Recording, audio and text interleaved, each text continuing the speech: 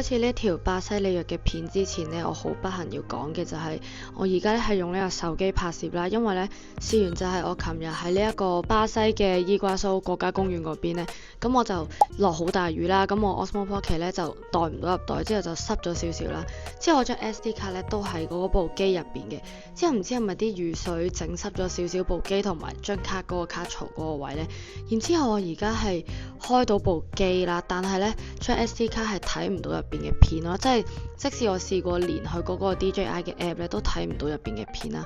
所以我而家喺最尾呢幾日咧喺巴西咧，其實係用唔到呢部 Osmo Pocket 影片，所以我而家咧唯有就用手機錄片。我非常之希望嘅係我之前拍嘅咁多日嘅片都喺翻度咯。當我見到嗰張卡係完全睇唔到嘅時候，因為佢話嗰個我可以俾翻張圖大家睇啦，佢就係話咩格式唔啱啊，需要格式化啦，可能翻到香港要即刻去揾啲電腦中心啊嗰啲整啦，同埋我都開咗個 story 同埋 Threads 咧，就問下大家點樣整咯，謝大家都有覆到我啦。而家就開始我哋巴西里約嘅片啦。今日我哋第一站咧就係去 Rio 嘅耶穌山，大家見到嘛？我後邊已經排緊隊啦，因為我哋咧係要搭呢個 cable car 上去個耶穌山嗰度嘅。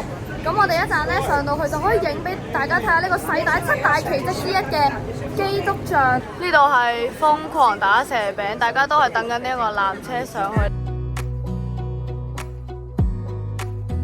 上完去之後咧，你可以選擇行200級樓梯啦，或者咧再搭一部 lift 咧就可以上到去最近影呢個耶穌山基督像嘅嗰個位㗎啦。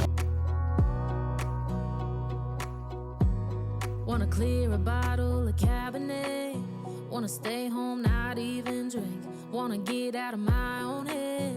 Wanna lay down, overthink. I wanna cry every tear I got. 我俾大家睇下後邊，哇，好靚啊！超級大個咯，呢個不愧係呢個世界七大奇蹟。同埋我哋咧喺後邊係見到成個里約呢個城市嘅 feel 喺後邊啊，超靚啊！而家帶大家上去睇下先。上嚟呢個耶穌山嘅基督像咧，真係極多遊客，所以咧大家要揾個冇人嘅位影相都非常之難啊！我試下盡量爭取可以冇咁多人嘅角度影相。大家睇下前面究竟係有幾多遊客喺度？大家咧就行緊去呢度最盡頭前面啦。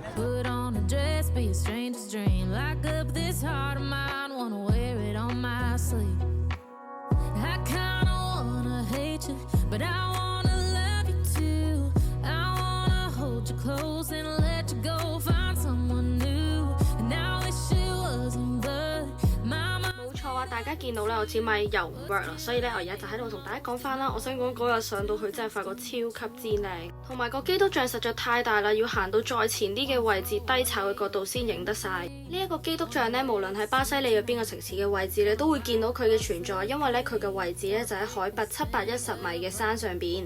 而喺2007年咧都被選為呢個世界新七大奇蹟之一，所以每年都有咁多遊客都會為咗想睇呢一個基督像而嚟。我哋而家咧企咗呢個位咧，就係望到成個 Rio 嘅城市。我由耶穌山呢個俯瞰落去咧，就係成個 Rio 呢個城市啦。哇，好靚啊！呢度前面咧就仲見到嗰個麵包山纜車嗰個麵包山。呢個咧就係 Copacabana 呢個巴西最靚嘅海灘。啱啱咧就已經喺呢一個耶穌山度影完相啦。我想講真係非常之壯觀，非常之大啦，同埋好勁咯。即係即使可能好大風咧，佢成個基督像都係好穩定咁樣動咗喺呢一度，可以望到成個 Rio 嘅城市真係好靚。琴日夜晚搭飛機嚟咧，係見到呢個好多燈，五光十色咁樣啦。我呢一站咧就嚟到貧民窟下邊嘅呢一個世界好著名嘅一個階梯。咁呢個階梯有啲咩特別呢？因為咧佢係一個彩虹色嘅階梯，係一個智利嘅一個藝術家咧佢去整嘅。佢就係採集咗世界60幾個國家嘅瓷磚，咁就起咗喺呢一個階梯嗰度。佢係喺一個貧民窟下邊㗎啦。咁可能治安方面咧就唔會太安全，自由行嚟都可能比較危險少少。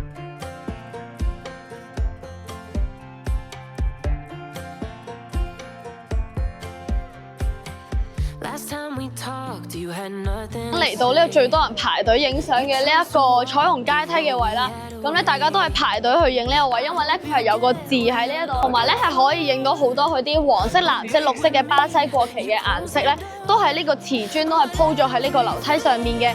咁我咧上高少少影相，因為呢度實在太長龍啦。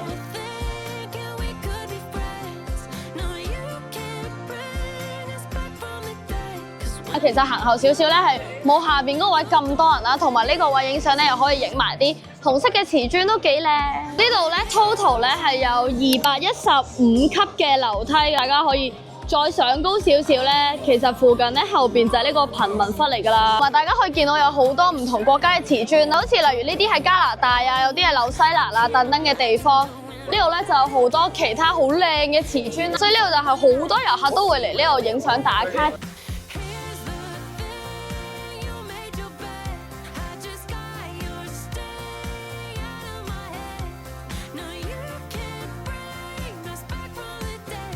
而家咧，我哋就嚟到呢個里約熱內盧嘅聖巴斯蒂安主教堂啦。咁呢個教堂咧個形狀係非常之特別，喺入邊咧係都幾大、幾空曠，同埋都幾靚。上邊有好多玻璃嘅彩繪。教堂嘅前面咧就有個懸空咗嘅十字架，呢個就係最特別喺呢一個教堂嘅位啦。想講咧，因為我哋住 Hilton 呢間酒店啦，然之後咧，因為原來今日係有一隊球星係會嚟呢間 Hilton 度住，大家可以見到後邊咧就有啲球迷喺度等緊佢哋嚟酒店。Follow us, we are all influencers of soccer. Atlético, gostamos muito de você. ALD 100,000 followers. It's me, motherfucker. Oh, I'm sorry. 哦，OK，nice to meet you。搞笑，我哋非常之熱情咯，拜拜。佢哋啱啱咧就係呢一個球會咯，追呢一個我都唔係太熟悉。我覺得球迷咧係非常之熱情啦，因為佢哋知道咧5點咧一班球星咧就會嚟呢間酒店住啦，所以咧佢哋已經喺出邊等緊，所以同大家喺香港追星嘅道理係一樣。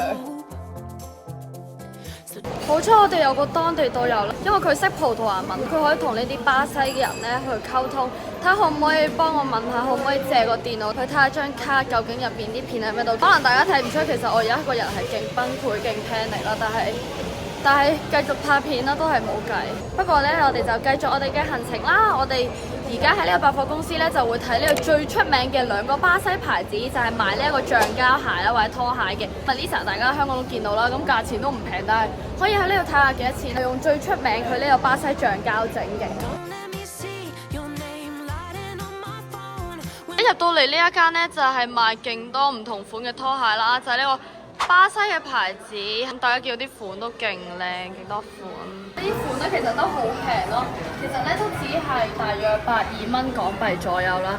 因為咧香港買好似都要成300蚊一對咯，勁貴。但係咧呢度買真係好抵咯。最出名呢啲人咧都係買呢啲大嘴鳥圖案啦，比較有巴西嘅 feel 啦，咁所以買呢啲 pattern 咧好似就比較好啲，67蚊。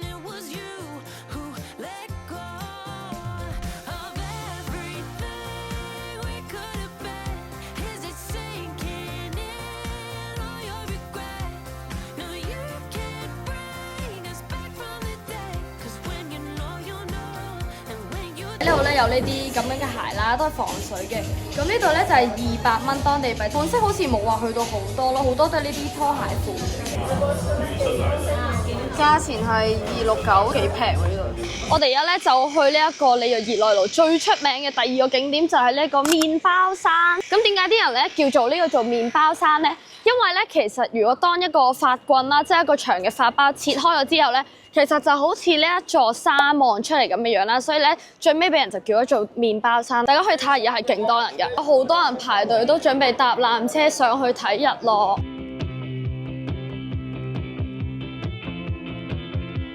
轉頭咧，我哋就要轉2段嘅纜車，就上去呢個麵包山嗰度咯。希望我哋仲趕得切睇呢個日落。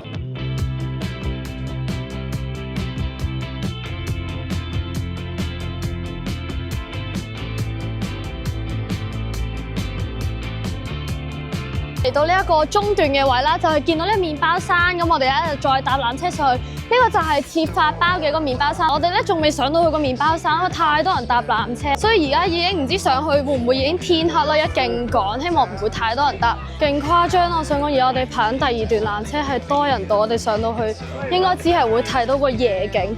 好彩我哋啱啱上到嚟第2段，如果唔係應該連日落都睇唔到，影唔到嗰個麵包山。極之多人，我哋都仲未上到去，你排咗成半個鐘，終於到我哋上呢一個第2轉嘅纜車。而家大家睇到咧，已經天黑啦。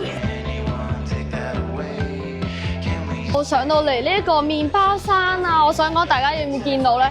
已經天都黑晒啦，我哋已經等咗好耐咧，都終於上到嚟。呢個上到嚟咧就有好多小食攤啦，或者啲 souvenir shop 啦，做餐廳。我哋而家咧就過去影呢度唔同嘅 view， 例如有呢一個 downtown 耶穌山，唔知仲睇唔睇到？同埋咧可以睇埋呢一個 Copacabana。